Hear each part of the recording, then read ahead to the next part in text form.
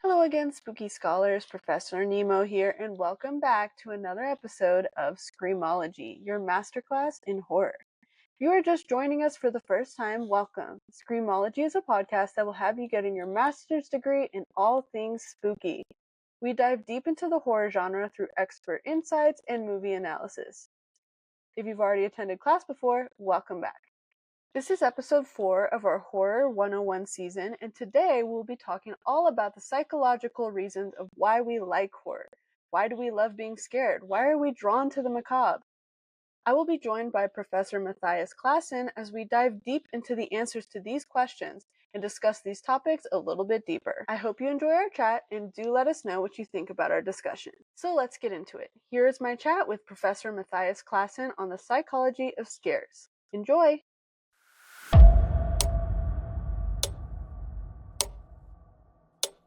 Hello, everybody. Welcome to Screamology. This is Nemo, and I have a really awesome guest today. We're going to be talking about why horror movies make us scared and why we like them anyways. And so this is Professor Mathias Clasen, and he is a university professor and also an author of a book I was reading just recently called Why Horror Seduces. So definitely go and check that out if you're interested in this kind of stuff. So hello, thank you so much for joining me.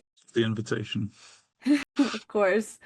So there's a couple questions that I ask everybody at the beginning, and my first one is the biggest one. So, the second one is the biggest one. First one is also important. Why do you like horror, and kind of what got you into it? Yeah, well, I used to not like it. I was really scared as a kid, and I remember I have a very vivid memory of taking home like an anthology of ghost stories from the library and reading a couple of stories that scared me so badly that I had to flip around the book so I couldn't see the cover illustration. Sort of like the Friends episode where they put The Shining into the freezer. Oh yeah. And I had to sleep with the lights on for weeks, and I didn't like it. And I have another vivid memory from when I must have been maybe 14. My friends convinced me to join them to the cinema to watch Sleepwalkers, which is it's a Mick Garris adaptation of a Stephen King screenplay. And I thought it was really scary. And so I had to leave halfway through, which was a huge, loss of face. Yeah. And then a couple of years later, I was watching, funnily enough, I didn't realize this at the time, but another Mick Garris adaptation of a King story. I was watching The Stand on Laserdisc. And that's when the pieces fell into place for me. That's when I realized this scary stuff is awesome, and I like what it's doing to me. And there's something here. And so that's what's a long time. This is 1994, so it's more than 30 years ago. But that sent me on a whole lifelong journey into the darkest realms of stories.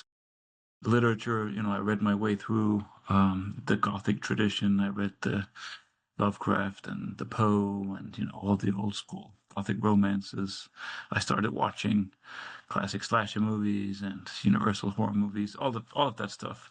Mm-hmm. So for me, I was sort of a late bloomer in the realm of horror. But what really opened my eyes was this TV miniseries adaptation of The Stand.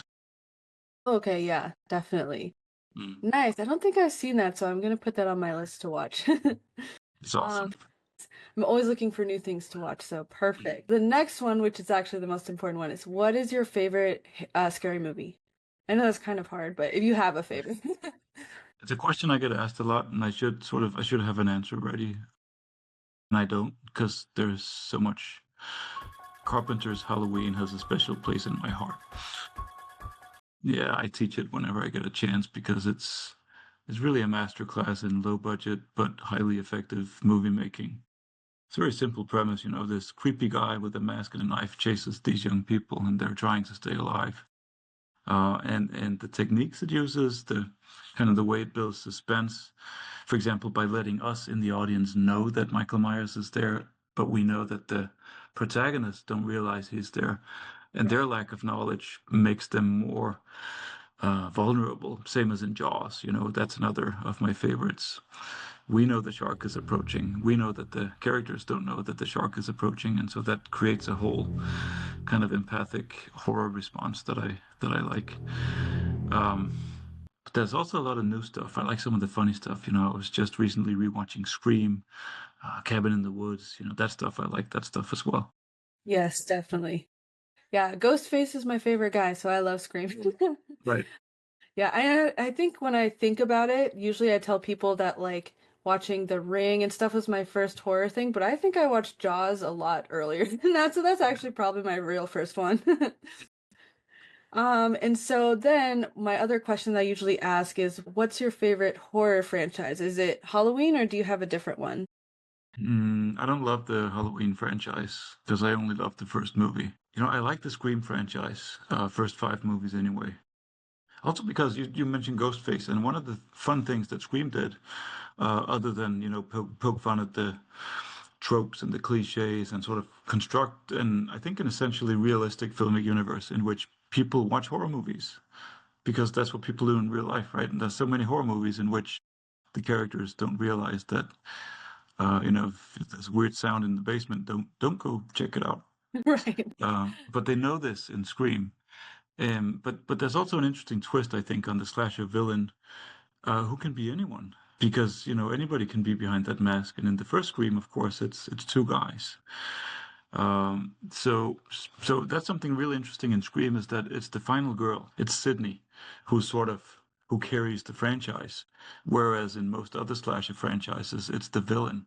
It's Freddy Krueger in Elm Street, Michael Right. Myers in Halloween, Leatherface in Texas Chainsaw Massacre, uh, Jason or his mom in Friday the 13th. But Scream was interesting in that it's Sydney who's uh, who's at the focus, and Ghostface could be anybody. So I like that franchise. Um, I think that's some of the new stuff. Maybe Conjuring. I thought that was pretty effective. Insidious. Yeah. Yeah. Nice. Yeah. I usually just go to Scream just since I like Ghostface, but pretty much almost all of the franchises you mentioned I really enjoy. Like I love the Conjuring universe. Final Destination also. That's one of my favorites. But I don't know if is it horror? I guess it has horror elements. Yeah, I Yeah. love Final Destination. Have you seen the new Mhm. one? No, I haven't, but I'm really looking forward. Have you? Yes, it's really good. I didn't as much like the main characters too much, but I really liked obviously all the kills are fun. So Mm. I love Final Destination mainly for that probably, but when I went to see it, I went to see it in one of the 4D movie theaters where the seats move Mm. around and all that. Uh-huh. And so that made it fun. Yeah, And everyone was like, whoa while everything was Mm. happening, so it was pretty fun in the crowd. Cool. Yay. So I guess I'm gonna start with our big picture kind of themes. So I was gonna ask you, what are your thoughts on the idea that horror, whether it's a novel or a movie or even video games, allows us to experience terrifying or disturbing events in like a safe way? No, I think that's essentially right. I think that's what it is. The term I would use is threat simulation. Okay. So when we immerse ourselves into horror, whether in a linear medium like a novel or a film, or an interactive medium like a video game, or some kinds of live experiences, what we're doing is we're pretending. We have this simulation in our minds. Um, we know we're not in danger. We know that the ghost face character on screen is not going to harm us. Um, and we know that even in a video game where the interaction produces high levels of immersion or presence, feeling that you are in that scary world, there's always the knowledge of, there's no real danger. So it's a kind of simulation. It's pretend play essentially, and we see it also with small kids who love to be chased by individuals pretending to be monsters. And they know you're not a monster, but they also sort of buy into this imaginative premise that what if you were, Right, Um, exactly. yeah, so I think that's definitely the case, that horror is a medium for us to experience these very powerful emotions, but disconnected from the danger that would normally produce those emotional responses. Right, that's kind of how I was thinking about it too. And as a kind of follow-up to that question, I was wondering because I didn't get a chance to read everything in the chapter, that earlier chapter that you wrote about our evolutionary background with fear. And so I was wondering, do you think that the emotions of fear and the survival-based origins connect to why we enjoy experiencing horror media? And does it psychologically make us feel like we're preparing ourselves for if we ever happen to be in that situation by experiencing it in the safe way before? I think so. Or even in a situation that bears some resemblance to the scenario in the fiction, because a lot of horror is deeply unrealistic. I don't think there are vampires or demons or Right. but even so, so what I think is okay. So biologically speaking, humans are equipped with what you could call a fear system, a defensive set of mechanisms that evolved to protect us from danger. And so we humans descend from a very, very, very long line of scaredy cats who managed to stay alive in a world that often wanted to hurt them. So our, ancestors thousands of years back managed to survive hungry predators, poisonous creepy crawlies, freak weather events, hazardous features of the landscape. And their gift to us is the feeling of fear and the feeling of anxiety, because those are mechanisms that help us stay alive. But we're also drawn to the stuff that scares us. We don't just run away from the monsters. We are also attracted to them or drawn to them, fascinated with them. And and I think what's happening when people enjoy playing with fear. Um, so what's happening when people enjoy playing with fear is that they're essentially learning important things. That's not what they're thinking. People who, like the people with whom you watched the latest Final Destination, who were whooping and screaming in the movie theater, they weren't thinking to themselves, "I'm learning important stuff." They were thinking, "This is fun," right? But the reason why we find that sort of playful engagement with fear fun is that it's useful. It teaches us about the world. It teaches us about ourselves, and probably we can acquire important coping skills from scary movies. So Right. even watching an unrealistic movie about a zombie apocalypse tells us something about, the social dynamics of a disaster. How do people respond when the infrastructures that normally uphold, daily life, when they suddenly crumble, when Right. people turn against each other, when resources are scarce, that sort of thing. Or even just Um, the emotions, the feelings. Even watching a Conjuring movie about unrealistic stuff, it makes you feel certain things. And those things you're feeling, you might also feel if you are about to give a public lecture, or you have an right. important interview, or you're going on a date, whatever stresses you out. And the more you can familiarize yourself with those difficult feelings, and the better you are at regulating them. And one way you can train your ability to regulate emotion is by watching scary movies. The better you Right. are at that, the better um, you are equipped to handle stressful situations in real life. One of my actual questions that I was going to ask you about was I really like the part in your book where you're talking about the difference between fear and anxiety, but how both of them play a part in the fear system that you were talking about. Yeah. And so, Yeah. do you mind breaking down just real quick how they work together, I guess, for the listeners? Yeah, happy to. Um, the closer the threat is to you, that that has consequences for your emotional response. And so anxiety is a response to a threat that's very distant, very far from you, or one that's maybe a little bit abstract, or one that's maybe potential. You don't know whether that threat is going to come close to you or not. So anxiety is a response to something bad that could happen, or that will happen, but a long time from now, or something that is sort of the vague suggestion of a monster in the periphery. That's what creates anxiety. And anxiety is it's not a pleasant feeling, but it's a feeling of vigilance, of scanning the horizon for the monster. If suddenly the monster is a lot closer to you, right in your field of vision, then the anxiety changes into fear. And fear is a more kind of energizing emotion that makes you want to fight or flee or, in certain cases, freeze. And then if the monster is right in your face, fear morphs into panic. Um, so those are sort of the three emotional components that can be placed on a sort of continuum based on the distance or the reality of the threat. And Okay. so I think most horror movies play on all three. So the scene where, the lights are out because of some weird accident on the electrical grid, there's a weird noise coming from the basement. The protagonist grabs a flashlight, doesn't really work, so she shakes it, flickers. She goes into the basement to investigate. What you feel is anxiety, a kind of Right. apprehension, what's going to happen. Then when she comes into the basement and the demon jumps out, that's fear. And if the demon comes really close and screams, and you get the jump scare, that's your panic. So the suspenseful, apprehensive scenes create anxiety. The kind of monster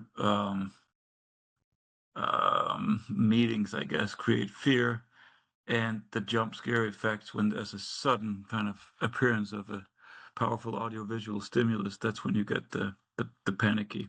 It's a startled response, really, but mild panic, I guess we can say. Yeah, that makes sense. And I actually was speaking to a sound designer the other day, and actually one of my questions is going to ask you, why do you think jump scares work so well? I was talking about how the jump scare, it works the best when there's the audio attached to like the visual, because I think I was reading, and I don't know if it's actually correct, that your brain comprehends the sound first, and then you see what you're seeing. You're like, oh my God. But I guess I was reading that that's what helps jump scares work so well. And I was just curious your thoughts if that aligns with what you think about it. Yeah, I think I sort of feel a little bit bad for jump scares because I think they have a bad rep on the streets. People sort of look down on them as a cheap gimmick. A jump scare is what a movie maker will resort to if he can't create anxiety or fear or dread or whatever.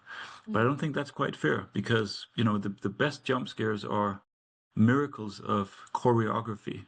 There's a right. lot of timing involved, right? And very often the really good jump scares also they mean something, like in the end of Carrie. There's a hand emerging from a Yeah. grave, and that made everybody, scream.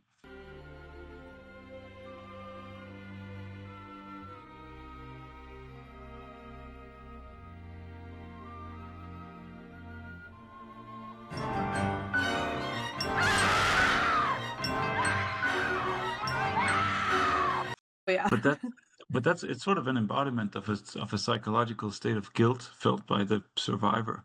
Right. Um, of course, there are kind of jump scares that aren't motivated by the story or the emotions, but good jump scares generally consist of a scary visual stimulus, so an image Mhm. and a sound. And and it's true that sound travels faster and also is more difficult to block. You can very easily block a stimulus in the visual modality. So something Mhm. you're looking at, you can just close your eyes or hold your hands up in front of your eyes.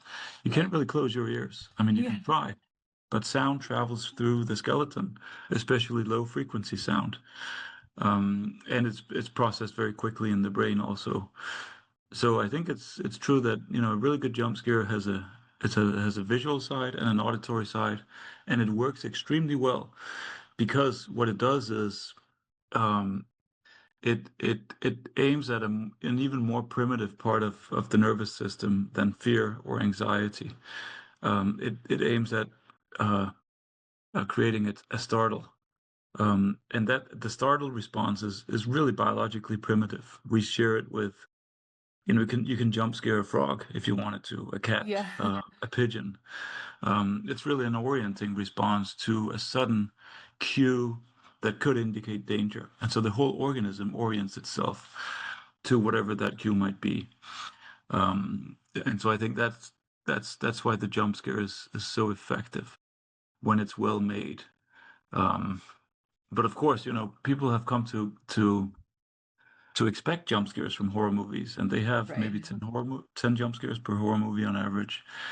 And so there's a kind of arms race between the audience and the movie makers, where, for example, in It, there's a scene where I think Beverly has escaped her dad, and she sort of avoided getting assaulted by him, and you sort of think, okay, she's safe now. And then the camera pans, and there's Pennywise in the door, and that's the jump scare, because you just now you thought you were safe.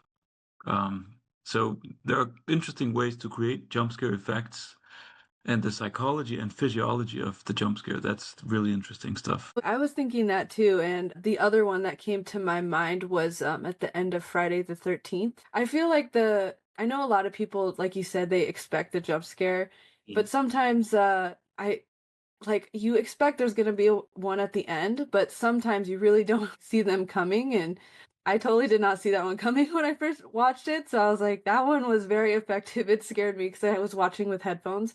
It was very loud, and I was like, oh, she's safe, yay.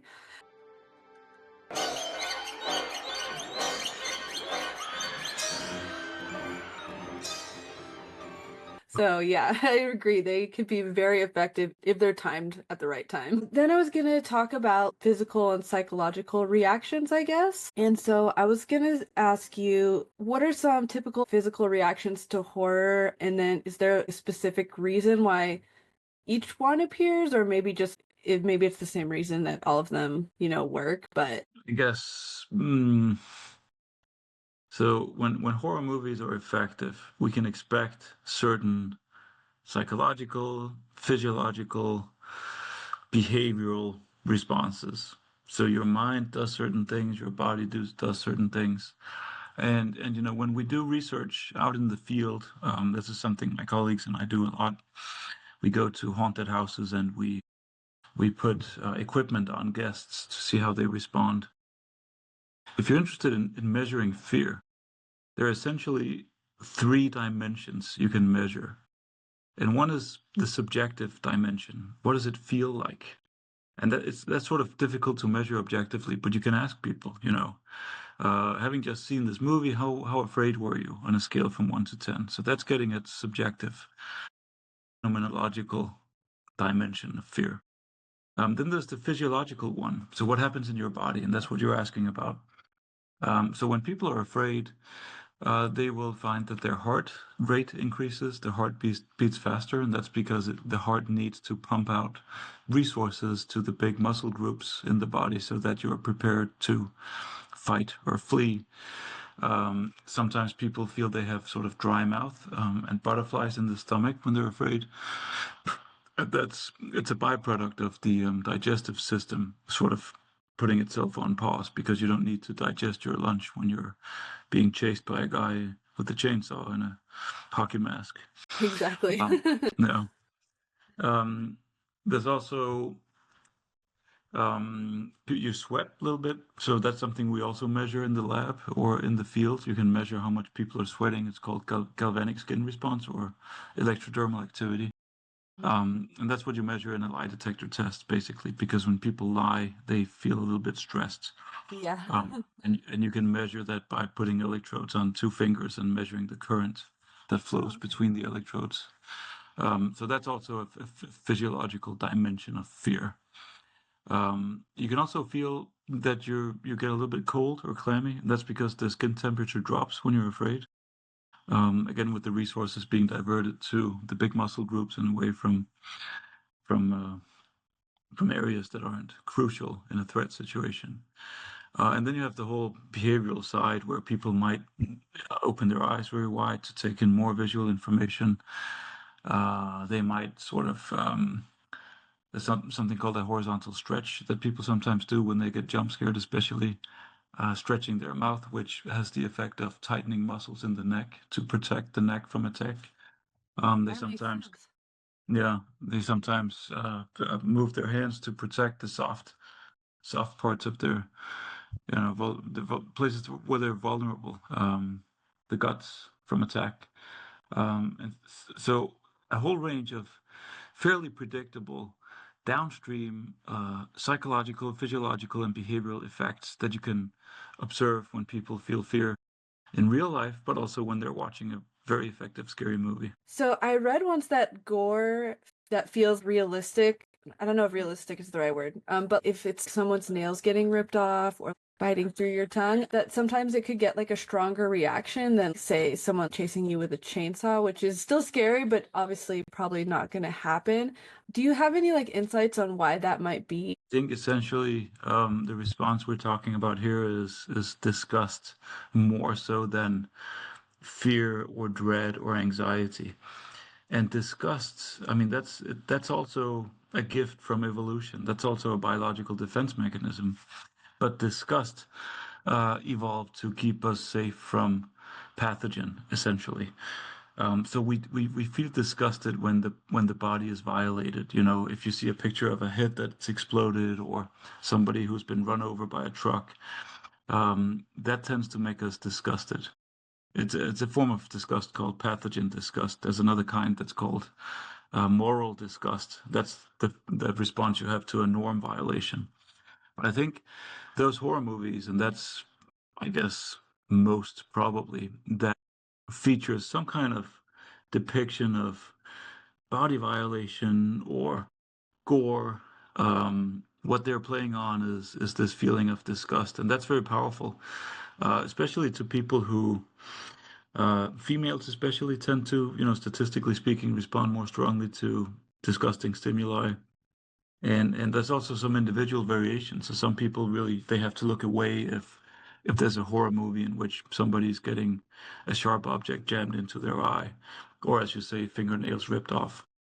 So that's yes, you can definitely create some really strong responses by disgust evoking imagery in horror movies. Yeah, definitely. I'm part of this like horror forum, and I notice it's very divided. Like either you really like super gory, that kind of stuff, or you kind of are like, no, I like these other type of horror movies and I will not watch those. For It's sure. interesting. Yeah.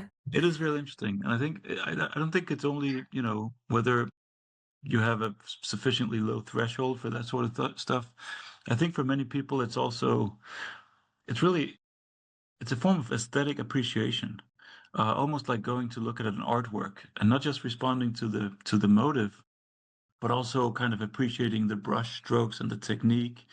Somebody seeing a really cool effect in an old, zombie movie where a zombie gets its head cut off by the rotor blades of a chopper or whatever. And that's sort of acknowledgments of craftsmanship. So not necessarily that those gore hounds just get a kick out of seeing bodies exploding, but it's also appreciating the artistry that goes into creating that effect, I think. I agree with that. I'm personally one that likes really gory movies, but I think, like you said, it's not necessarily like, oh, it's fun to watch someone's head get chopped off, but it is kind of, I guess, entertaining, but also I like to dive deep into a lot of stuff, so I get very interested in like, wow, how did they get that done to make it so realistic? So Yeah, for sure. And I think also that whole dimension of figuring out how it was done. Yeah, I think that's part of it. one of my questions that I had for you was, why do you think themes that scared us as kids still scare us now as adults, even though we know those things aren't necessarily real anymore? Like we're not scared of the boogeyman, but then when you're watching a scary movie about it, it's still kind of freaky. That's a very good point. I think it's because belief is more complicated than maybe many people realize, because we tend to think of belief as a sort of like a light switch. Behind me is a light switch. I can switch the lights off, it goes dark, and I can switch it off. So it has an on and an off, and we tend to think about belief in the same way, like you believe in ghosts or you don't believe in ghosts. That's not how it works. Belief is much more like it's just like a sliding scale, and I can tell you right now, I really don't believe in ghosts. But then if once we're done talking, if I go and watch a ghost film, I don't know, The Lady in Black, and then I take my dog on a walk in the woods, I'm gonna be pretty damn sure that there are ghosts out there. And any kind of, weird noise in the leaves, I'll be sure it's a ghost. So Yep. I think really effective horror movies have a way of bypassing sort of rationality and kind of um, making it suddenly seem plausible that these things we used to believe in as kids, suddenly they're back, and suddenly it seems plausible that, just maybe. They're like, maybe I was wrong, and maybe there really is. And in a sense, better safe than sorry, right? I mean, Oh on yeah, the off chance, yeah. exactly. Just in case, I'm gonna maybe run home a little faster. So when it comes to like supernatural versus realism, I know there's a lot of horror that kind of plays on things that we're scared of in our real life, even though it might be not realistic in the movie, but it kind of plays on those fears. What do you think makes supernatural creatures or even like just monsters that are very not real? What do you think makes them so scary, even though it's not like based in realism? Well, it's a good question, and it's a little bit complicated because, globally speaking, most people believe in supernatural stuff. So for many people, depictions of supernatural monsters might be perceived as realistic. For me, I think I don't believe in anything supernatural, but a really well-made movie can make it seem like, okay, so that's what it looks like if there are ghosts or demons. And also, the characters are so important, I think, in horror, especially, maybe more so than any other genre. Because if you can't empathize with the protagonists, you're not going to feel it when they get chopped up. We've all watched stupid movies in which you don't really care about the characters, and so you aren't really invested. And that's when you start laughing at the gore and the out there effects. But if you're really invested, you feel for the characters, you feel with them. And they're faced with this, maybe unrealistic supernatural force of evil, but you're still sufficiently invested for you to respond to it. So I don't know, The Exorcist, like that really frightened people back in 1973 when it came out, and I think it's still a pretty effective movie, even though I don't believe in demonic possession. But the thought of, a young innocent girl being assaulted by something evil that makes her do bad things, that's a frightening thought. It's, drugs or demons. I can agree with that. And I almost think like you were saying, well, what we were talking about earlier about maybe some things having similar themes. Mm. It's kind of like that. I also don't really believe in demon possession, but like you said, what if it was a drug thing and they're acting the same way? It's kind of a similar experience, even though the cause of it might be different. Exactly. Yeah. But that's I think that's one of the cool things about horror is that, it can help us maybe deal with that stuff, but symbolically or at a remove. I don't want to see a movie about people's lives being ruined by drugs because I think it would be depressing. But I'm perfectly happy to see a film about people's lives being ruined by demons. And maybe about Right. watching films, that's it's a way to maybe engage with some pretty dark stuff in an entertaining way. Right, right. And in a, like we said earlier, like a safer way, which isn't Yeah. actually going to ruin your real life. Mhm. Exactly. Uh, yeah. And then I had one last thing for you that I thought was funny in your book because I remembered it myself. At one point you were talking about the early internet pranks with the jump scares. And so a funny side story was my husband said that when the maze thing came out, he got his mom really badly. It's like you mess up a couple times and nothing happens and she's like, I'm gonna get it. And she was looking super close at the screen and yeah, she was really mad at him after that.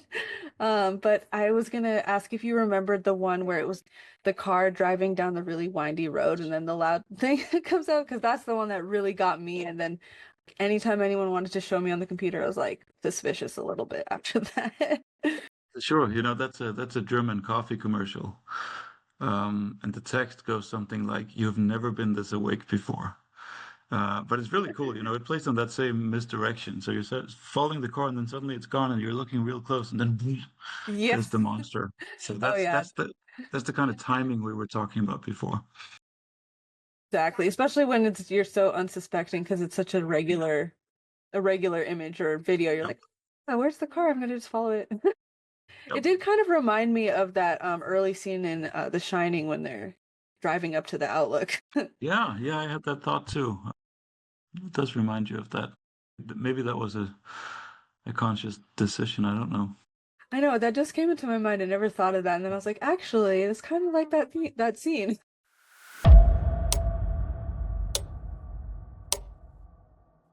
For our conversation, I guess for the big answer of our question was like why people like scary movies. Do you have like a kind of just simple answer, I guess, from all your research that you've gone over? Yeah, well, the first thing to say is that most people actually enjoy horror.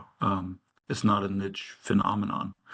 And if you see horror as one kind of recreational fear, as we have come to call it, playful engagements with fear, that's pretty much universal. Most people enjoy something that scares them a little bit.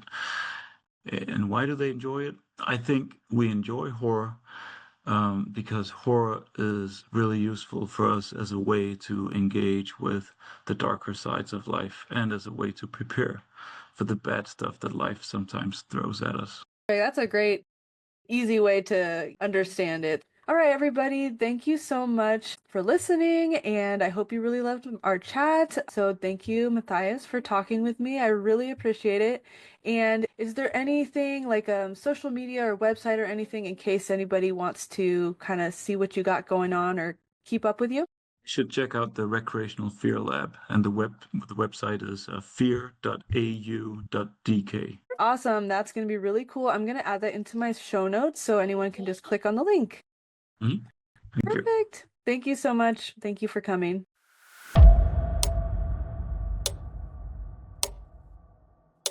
So that's it for episode 4. I hope you guys enjoyed my chat with Matthias, and I really hope that you learned something new or interesting through our discussion. I feel like I learned a lot more about myself and why I'm so enthralled with the genre. And I also felt like not only am I not alone in this spooky enjoyment, but also people going back centuries have had the same feelings. So I thought that was cool. So let me know what you guys think. Leave comments, shoot us an email. Don't forget you can find us on all socials at Screamology Pod, or you can shoot us an email at screamologypod@gmail.com. I just wanted to say another quick thank you to Matthias for talking with me today, having our chat. It was very interesting. And of course, thank you guys for listening. Stay tuned for next week for our color theory episode. I'm so excited to finally be releasing it to you guys. I know I've teased it a couple times in previous episodes, so I'm excited to finally get it out to you guys. I'm going to be talking with Professor Murray Leader about all things color theory in horror. It's going to be super interesting. It's a great, fun episode. So please check it out coming up this week. And as always, thanks for keeping it real with me. See ya.